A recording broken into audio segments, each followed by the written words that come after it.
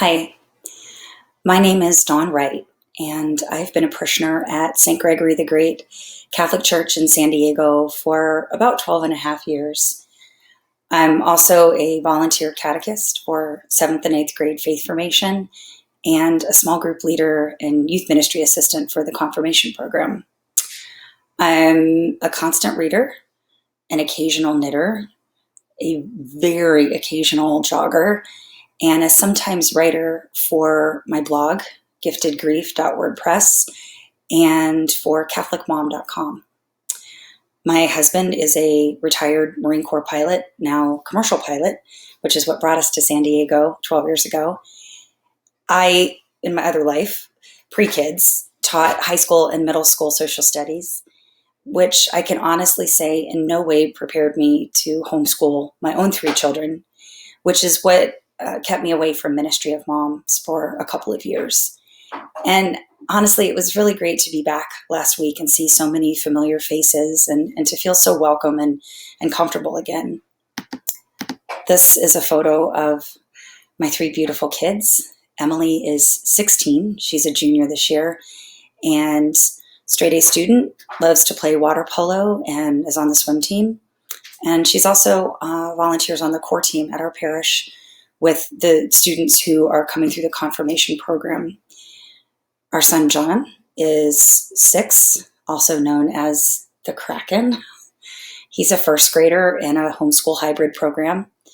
And in the photo frame is a photo of our son Kai, who will forever be 12 and a half. And Kai is the reason I wanted to share part of my journey. I actually had approached the leadership of the Ministry of Moms last spring and asked if I could share specifically on the topic of how to help a friend who's hurting. It's something that I've learned how to do from the family that we've made in California and particularly from the moms in this parish. I've learned too that there's a difference between helping and ministering. And helping is important. It's definitely something that is good and noble, and it helps to alleviate someone's suffering immediately. Ministering and ministry to me is helping someone along with the hope of our faith. It's being helpful, but as the hands of Christ and as the heart of Christ. And I'm so thankful for the group of women that have surrounded me and are ministering to me as I'm making this journey. I'll be honest, compassion is not really my jam. If you get sick at my house, you get a damp washcloth and the designated barf bowl because we all have one. And, I'll be back in a few hours to check and see how you're doing. My husband actually calls me Nurse Ratched. It's definitely something that I'm not proud of, but it's certainly something that I've become more aware of over the last 2 years. Our son Kai died in October of 2014 of what my family is choosing to call an accidental suicide. I had left Kai at home to work on some lessons while I took Emily and her brother to a homeschool art class, and I came home about an hour later. And although I didn't see Kai at first, I wasn't terribly alarmed. He liked to go to his room to build Legos, and I put John down for his nap. And when I did go to check on Kai, the door to his room wouldn't open and he wasn't responding. I started to worry, so I went to the slider to his room and I couldn't get that open. And at that point, I just knew something was terribly wrong. So when I finally could get the door to his room open, I found Kai not breathing, unresponsive. He was hanging from a belt from his bunk bed. So I very quickly took him down. I started CPR. I called the paramedics. It all felt like it unfolded over a period of several hours, but I know now that it actually happened very quickly. Within an hour, I was at the emergency room at the nearby hospital, and the doctor came in to me and said, "We need your permission to stop working on your son." So I walked into the room where they were working on Kai, and I had to tell them, "It's okay. I know you've done everything you can, and you can stop now." Within a few hours, both my husband and my daughter were there, And that night we said goodbye to Kai. And I'm not sharing that to horrify anyone or to scare you or try to even solicit your pity. This is my story, and this is my journey. And a lot of people have asked us, well, did you know? Or were there signs? No, no, there weren't. There was really nothing in Kai's life at that time to suggest that he was suicidal in any way. But I very quickly have learned that getting caught up in the why doesn't change our reality. And our reality is that we have 2 children here on earth and 1 in heaven. And we're coming up on our 3rd Christmas now, celebrating with Kai in a different place.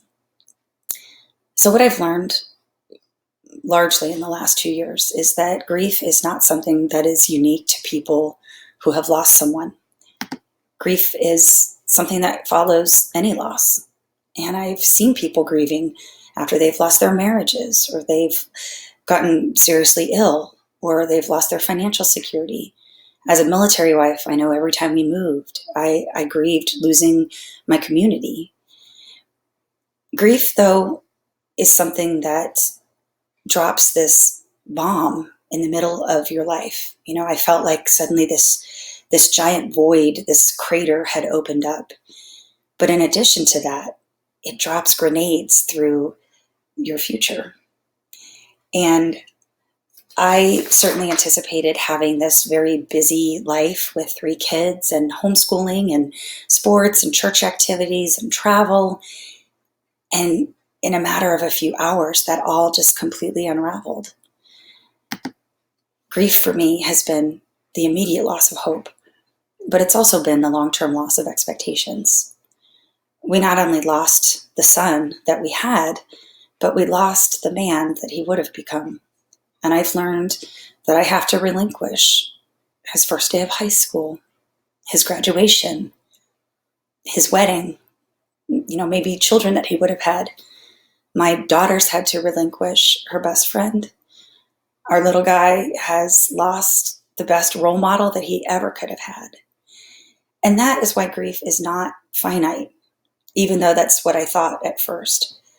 Mourning, perhaps, is this valley that we pass through and then at some point leave. And I think the Victorians actually were kind of on to something. A friend of mine pointed this out, that during the Victorian era, when you experienced a death in the family, for a year, everyone would dress in black, and they would drape the furniture in black and cover the mirrors. And people knew to treat them with kindness and gentleness and respect because they were mourning. And sadly, I don't think it's that way anymore. It's in a lot of ways not unlike how women are treated after we have babies. Basically it's hard for everybody. It's going to suck, and you just need to get through it and move on. And I know that was the perspective that I had about friends of mine who were hurting, who were suffering.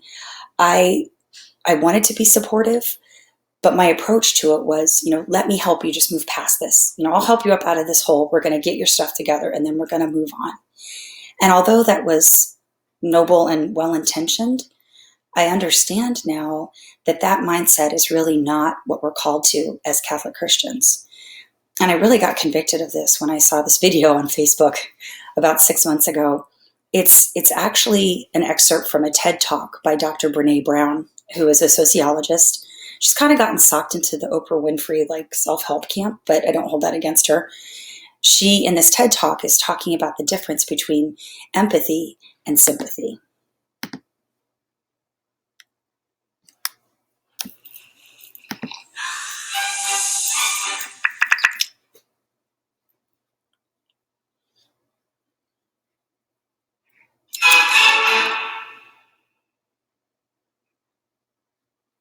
So what is empathy, and why is it very different than sympathy?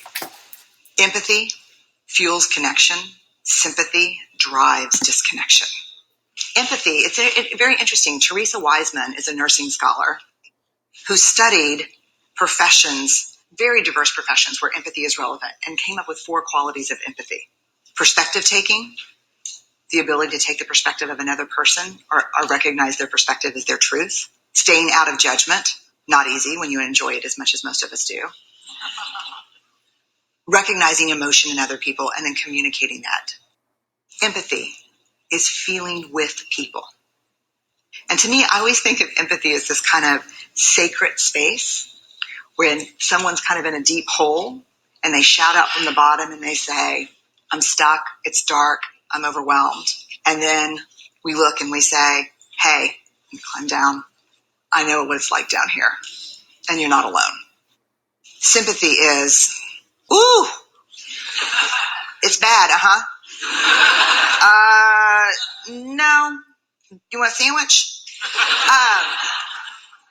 Empathy is a choice, and it's a vulnerable choice, because in order to connect with you, I have to connect with something in myself that knows that feeling. Rarely, if ever, does an empathic response begin with at least.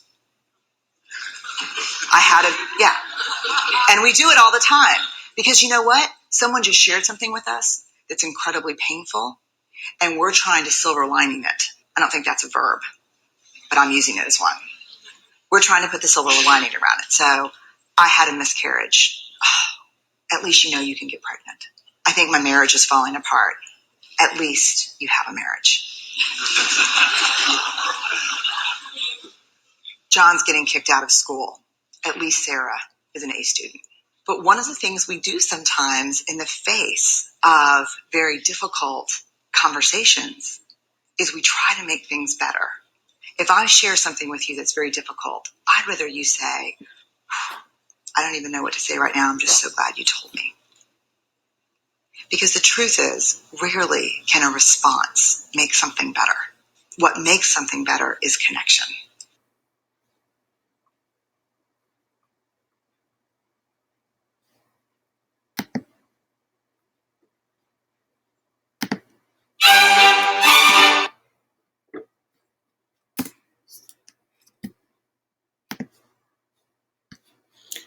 So I love this particular quote.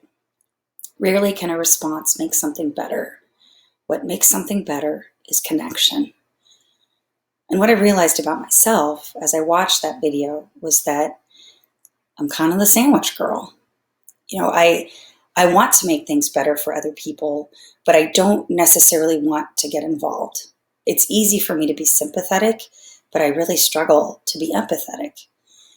And I don't berate myself for that. I think that's a very normal and very human response. When we see someone else suffering, it's hard to watch and it's very uncomfortable. And I think oftentimes for me, my first response is to want to say something to try to make it better. Because if I can say something that sounds good for me, that helps me feel like I'm somehow in control of what's happened. And maybe I can convince the other person that they too are in control. As a mother who has lost a child, I can honestly say that this experience has showed me that the things that I think that I have the most control over, which would be my kids, are the things that I actually control the least. And it's interesting to me that in the Old Testament, the Hebrews didn't or wouldn't allow themselves to even speak the name of God, because to speak someone's name was to have control over them. And who can control God? And yet, that's always my first response, thinking if I can just find the right words, I can put this person on a path to healing. I can make it better by something that I say. And like Brene Brown suggested, there are some things that we probably shouldn't say. And one of those things certainly is at least. Because we do want to make it seem like it's not as bad as it may seem. What I know now is that in those times, I was trying to convince myself of that more than maybe I was trying to convince the other person. And I read something recently comparing the at least mindset, basically saying, it could be worse, or there's other people who have it, worse off than you. It's kind of like saying to someone who's happy, well, there are other people who are happier than you. You could be happier. And that's kind of absurd. And I realized that perhaps that's why saying at least is probably one of the least helpful things that I could offer to someone. Some of the other things that I've said from a very well-intentioned place. But I know now that there's better ways that I can say, for example, I'll pray for you. Or, I think oftentimes as Catholic moms will say, hey, I'll light my candles for you, because that's what we do. I'll pray for you. I mean well. I will usually pray on the way back to my car, but oftentimes by the time I've gotten into my car and driven home, maybe I've forgotten. And I know now perhaps that the more empathetic thing to say is, how can I pray for you? Or if I feel comfortable enough, can I pray with you? Because that truly connects me with that person's experience. And if I know specifically how I can pray for that person, now I'm more invested in what's happening to them. And it's not as easy for me to be dismissive of what somebody else is going through. Another thing that I know I've said often, kind of just conversationally, I still say this so all the time, how are you? Or if it's really bad, how are you? Are you okay? Trying to make it sound like I'm inquiring, but that's one of those phrases I know that when I've been on the receiving end, I never quite know how to respond. I kind of go through this panicky thought process of, well, are they actually asking? And, how much time do I have? Do I really want to have a conversation about this? And do I really want to answer honestly? I mean, I could just say, okay, or I'm managing, and that'll be the end of the conversation. And now I know that if I genuinely want to inquire, it's better to ask about a much shorter perspective. If I say to someone, how are you doing today? Or is there something that I can do today that would help you? I know for myself that, particularly in those first couple of months, I really functioned sort of 15 minutes to 15 minutes, and eventually I could get to where I functioned hour to hour. But my perspective was never longer than one day long. And if someone said to me, how are you doing today? That was a question that I felt like I could genuinely answer.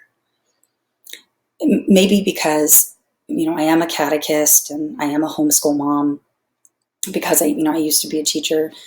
I'm also always looking for the teachable moment. I'm looking for like the bigger truth in what's happening.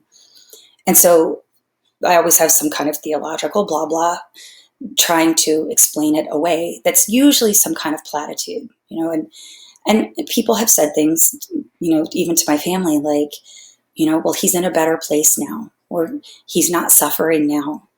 And I know that although it comes from a genuine theological place, it's really up to the Holy Spirit to transform someone else's trauma into their truth. And God really doesn't need me to offer platitudes to try to explain him, because oftentimes it really doesn't help. And sometimes, a lot of times, it makes it a lot worse. I know I've had many people say, well, this was all in God's plan. And my first thought has always been, well, that's a really crappy plan. And what a crappy God.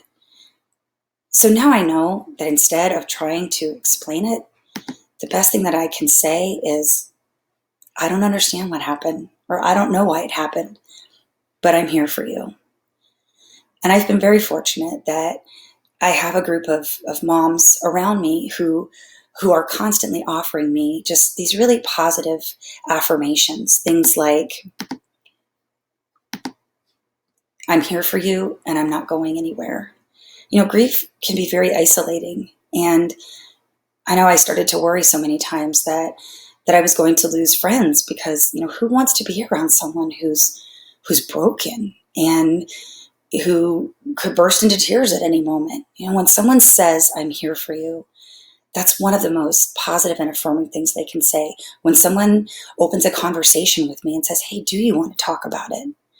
Or I thought about Kai today when, and they share some moment that they had. If there's one thing that I want people to know more than anything about being a lost parent, is that it's okay to talk about the before. And I think as a culture, and even as church, it's something that we shy away from, often thinking, and I know I've thought this, well, maybe she was having a good day, and if I bring it up, she's going to remember it, and then she's going to be sad. Not to sound maudlin or martyrish, But the truth is, I'm a little bit sad all the time. And my son is never far from my thoughts. Sometimes it's here, other days it's right at the surface. And yeah, if you say his name or share something about him, I might cry. But often I don't know that it's so much from feeling sad, but more a sense of relief. Keeping grief close all the time and trying to keep yourself together all the time is exhausting. And when someone is willing to talk about Kai and remind me that he's still active in their hearts and in their thoughts, it's such a relief. It's almost a release to be able to talk about Kai and to know that even though the world has gone on revolving, he has not been forgotten. Truly one of the most kind and just healing things that anybody has said to me since Kai passed is this: I feel sorry for all the people who will never get to know Kai. I feel sorry for them. And in that one sentence, what my friend said to me was that my son matters, that he mattered to her, that knowing him is a privilege, and that for all those other people who won't get to know him, how sad, because he was such a bright light, is such a bright light, and that it's not just my loss, it's not just her loss, but it's our community's loss, it's the world's loss. So I think focusing on things that really genuinely open conversation and are focused on what the other person is going through and not how I can try to make sense of it to me are the best things that I can say to someone. There's one thing that I wish, though, that everybody would just stop saying: if there's anything I can do. And I heard this a lot, and I know that I've said this a lot. It's kind of what you say when you really don't want to do anything. It's like, I'm saying this to sound solicitous, but I'm actually not. So a lot of people have asked me, well, then, what can I do? And certainly, being from, my mom was from the South, you bring food. And I'm so, so grateful for the food ministry that our Ministry of Mothers has, because I tell you, if it were not for that, I don't know that, and meals that people from our homeschool co-op brought and other friends brought. I mean, we had hot meals coming for several months, and I was so grateful, because I just, I felt like I had this very finite amount of energy, emotional energy, physical energy, and not having to shop and prepare and serve and clean up was such a blessing to my family. But in addition to that, in addition to, bringing meals both immediately and in the long term, what else can we do? We had people who helped us with arrangements. I don't for Kai's funeral mass, and I really don't remember doing much of anything except showing up. I mean, there was even a friend who brought me 3 pairs of black shoes that she had gone out and bought for me so that I could pick one pair to wear to the service. I had women come and clean my bathrooms for me, as embarrassed as I was. We had people who would bring us groceries or run other errands, take our son, our little guy, on play dates. And whenever people offered to help, one thing that I found very helpful and that I try to do now for other people is to be very specific. I can come on Saturday and pick John up at 10 o'clock for a play date and bring him back at 4. Would that work for you? And then all I have to say is, yes, that sounds great, or no, not today. And I don't have to think about it, and I don't have to try and explain anything. I can just say yes or no. Another thing that this group of women has done for me, and that's so important when someone is grieving, whatever kind of loss, is to stay connected. And I had one friend who texted or messaged me every day for the first 3 months after Kai had passed. I mean, she knew that I probably wasn't going to respond. She just wanted me to know that she was there and that she was thinking about me. I had people who left just voicemails that said, hey, no need to call back. I just want you to know that your family's in my prayers today and I'm thinking about you. And I really, really appreciated that I had friends who continued to invite me to go out, whether that was for a mom's night out or for a walk or go see a movie. Again, knowing that there might be days that I could manage, and then there might be other days where I just didn't have the energy. but they wanted me to know that I still mattered to them, that I was still included, and that even though I felt conspicuous and broken, they still accepted me the way that I was. So maintaining that connection, I think, is so important. And also, one of the other things that people did for us that we really appreciated were just this multitude of little gifts. And there were gift cards for restaurants so we could go out to eat as a family. People gave tons of books. I'm still working through the stack. And, some of them were self-help books and some of them were just really good fiction because they, I think people know I like to read and knew that I would appreciate the distraction of a good book. People would leave us, a bottle of wine or some brownies. There was one family that still is making these chains of origami cranes, and they pray as they're folding these cranes and making these for us. And I think more than the gifts themselves, what is so appreciated is just the thoughtfulness behind it. To know that someone has taken time out of their day to say, I know that you're going through a hard time, and I recognize that, and I'm honoring that. And here's just a little something, just maybe so you can smile once today. So, in addition to these corporal acts of mercy, there's one thing that honestly I truly underestimated until I started making this journey 2 years ago. And those are spiritual acts of mercy. Before I get to that, though, I would like to mention specifically for cases of loss, it really has meant so much to us when people have honored our son or remembered him. We've had friends who have released luminaries with his name on them, have donated to charities in Kai's name, or done walks or runs, have lit candles or done volunteer work, all as a way to remember Kai. And also to not be afraid to recognize the hard days, whether that's, a loved one's birthday or what we call the homegoing day. Certainly with the holidays coming up and milestone days. I had someone send me a text on the first day of school this year, and she said, I know that this would have been Kai's first day of high school with his big sister, and I know it's going to be a hard day for you, and I just want you to know that I'm thinking about you today. Probably one of the other most thoughtful things that someone has done for us, Kai's very first birthday after he had passed, we were really struggling to know what to do. How do you celebrate someone's birthday when they're not here for the party? Do you have a big party, or do we just stay home and feel sad? Do we invite people into this day? Do we just keep to ourselves? We really were struggling, even up, right up to the day, to know what should we do. And I opened my front door, and someone had left a bouquet of My Little Pony balloons, and Kai, our son, loved My Little Pony, a cake with orange frosting, which is Kai's favorite color, and this whole basket of birthday supplies. There were bubbles and silly string and lays, and it was a party in a box, basically. And it gave us the permission that we really needed to say, yes, we will still celebrate.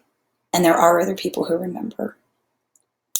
So in addition to, all these wonderful things that we can do, as I started to mention, one of the things that I feel like I've really neglected or underestimated were, in addition to corporal acts of mercy, were spiritual acts of mercy.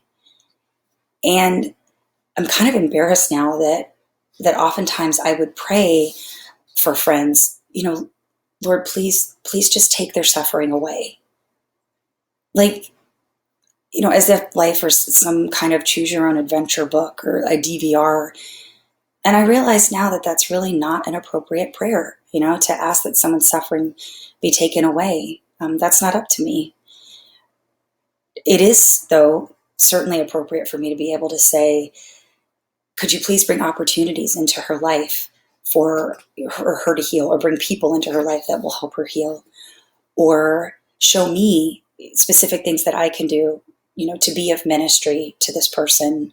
Or even, if there's a person in their life that has caused grief, convict that person to be less crappy. I think all of those prayers are necessary and appropriate. We can ask to have masses offered for our friends' loved ones. I know at our parish, if you want to have a mass offered, you have to ask like 4 years out. There have been days that I've hit up a daily mass, and I've just prayed, Lord, whatever grace that I would have obtained or that you would have bestowed on me while I was here at this mass, I know that my friend needs it more today.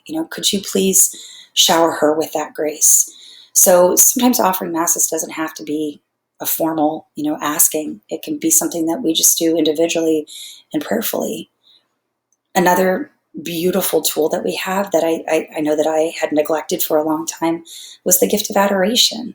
And adoration is such a wonderful opportunity for us as Catholics to spend time with Jesus himself.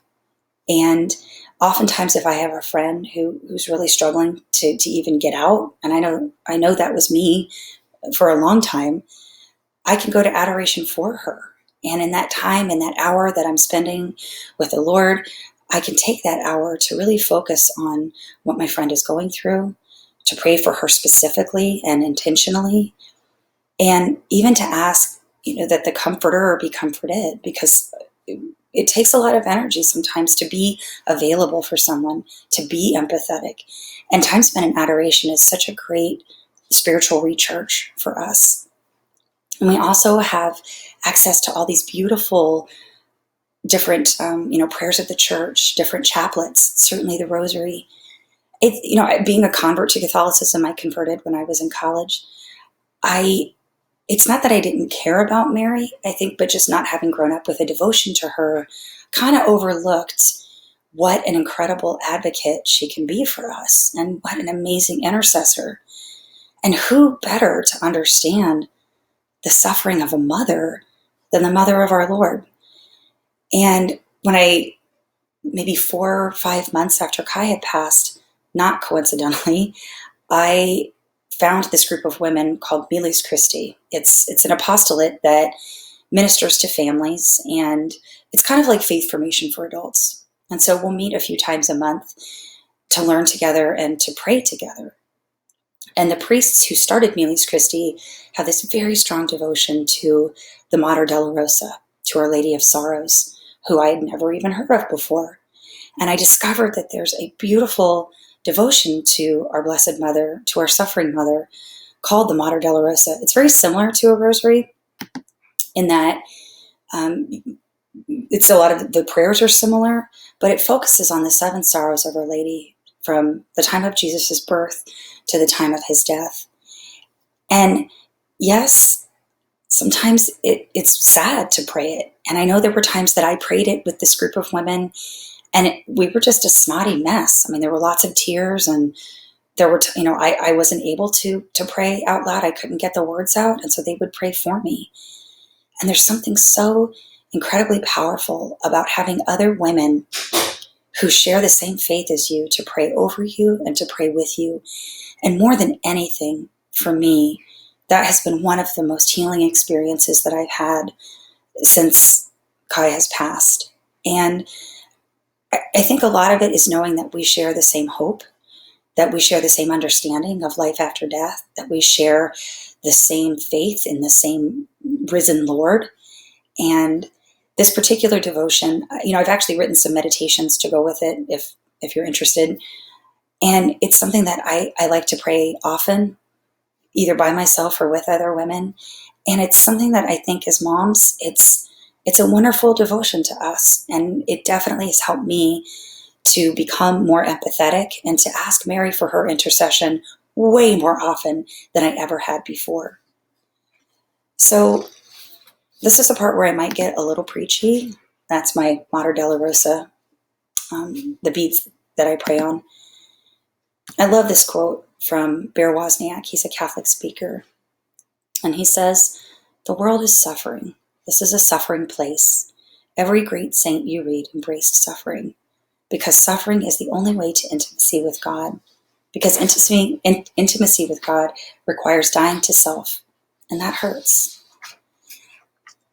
I do believe that as church, we are missing such a wonderful opportunity with people who are grieving, and not just the death of a loved one, but who are going through grief over any kind of loss.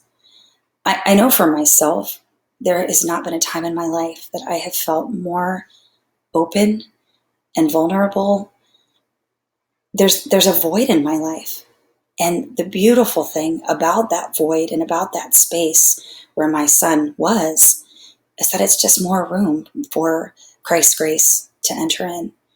And if we're willing to enter into the suffering of others, really, what is more Christ-like than that? That's what Christ did. He met people where they were. And if we're willing to get closer to people who are in pain, I'm learning now that there's so much that I can learn from those people. I think too, in the wake, especially of we just had All Saints Day and All Souls Day, we often forget that we are a community of saints on earth and in heaven. We are one family. The only difference between, my love for Kai has not changed. I will always be his mom, and he will always be my son. What has changed is Kai's geography, but he still is very much alive. And in the community of saints, we become one body in Christ. And I remember this experience that I had not long after Kai had passed. I was in Mass, and I was already emotional, and I was listening very intently to the words of consecration. And the priest, when he said that we become one body in Christ, I realized, oh my gosh, in this moment, I'm united with my son. I'm united with my mom and my brother and, all of the people that I know who are in heaven waiting. And I went up to receive the Eucharist, and I was so overwhelmed thinking that, my God knows what it feels like to lose a son. And in that magnanimity of love, in that hugeness of his love, he offers himself to us in the Eucharist. And that when I took that Eucharist in my hand, I was holding his son. And I understood the Eucharist in a completely different way than I ever had before. And I don't think it was any coincidence that the Eucharistic minister who was serving me is also a lost mom. And when I looked up at her and she looked at me, I knew that she knew. I knew that she knew what I was thinking. And in that moment, I felt such a powerful connection with my Lord and with my son and with my community. And I know, like I said, that I will always be Kai's mom, but I also know that I have opportunities to be close to him and to be close to my community. St. Teresa of Calcutta said, and I think this is so beautiful, pain and suffering have come into your life, but remember, pain, sorrow, suffering are but the kiss of Jesus, a sign that you have come so close to the foot of his cross that he can lean down and kiss you. So accepting our own suffering, but also being willing to enter into the suffering of other people, I know now that that's really what we are called to as Catholic Christians, and that we really need to reject this very binary view that after tragedy, we either get better or we get bitter. There is this place that is in the middle, and that it's okay to linger there and to meet others there. And that's really what, as church, God is calling us to do through the way we act, through the way that we connect, through the gifts that we give, through the way that we remember others. I'll admit I still have days that, and it's such an absurd thought, but I think, I want a different life. I don't want this to be my journey. This is hard. And it's in those moments that I remember that God has brought people into my life who are not afraid and who are willing to listen, to open honest conversations, to love me in all my brokenness where I am, to be the hands and the heart of Christ to me. And those women, those people in my life are the ones who have truly inspired me to want to love differently and to suffer differently and to be willing to enter in with others. So that was pretty much the entirety of my talk. there was a woman after the talk who asked this really great question. And she said, it's so hard sometimes. She said, especially as women, wanting to be comforting and to be of solace when you're with someone, we feel like we need to fill the silence and we feel like we should say something. And I said, I not long after Kai passed, I did a Bible study on the book of Job. And after Job had lost everything, he had lost all of his belongings, he had lost his entire family, and he was utterly just decimated and alone. He had these 3 friends that came, and for the first 7 days, all they did was sit with Job. They didn't say a word. They were silent. And in Judaism, they still have this tradition. It's called sitting Shiva after someone passes. And he was so comforted by them. And then after the 7 days, they started running their mouths, trying to explain to Job what had happened. And at one point, he got so frustrated and so fed up with them that he called them miserable comforters. And I thought, how many times have I meant well, but ended up becoming that to someone else? And that's not who I want to be. So in those times when we're so tempted to want to fill the silence and to say something, honestly, I think the best thing to say is nothing. To just be there with that person, to be there to listen if they're willing to talk, to embrace them, to say, I don't know why this has happened. I'm just glad that I have the hope of my faith. I'm glad that I can share that with you, and just leave it at that. Sometimes less is more. So thank you for spending time with me, and please feel free to contact me anytime. I have my contact information here. I'd love for you to check out my blog. And if you know of someone who is going through child loss, I wish I weren't that resource. Sometimes I wish people would say, oh, I need a good chicken and dumplings recipe. I need to call Dawn. But instead, I get different phone calls, and that's okay. And I'm glad that I can be here and be a resource. So thank you.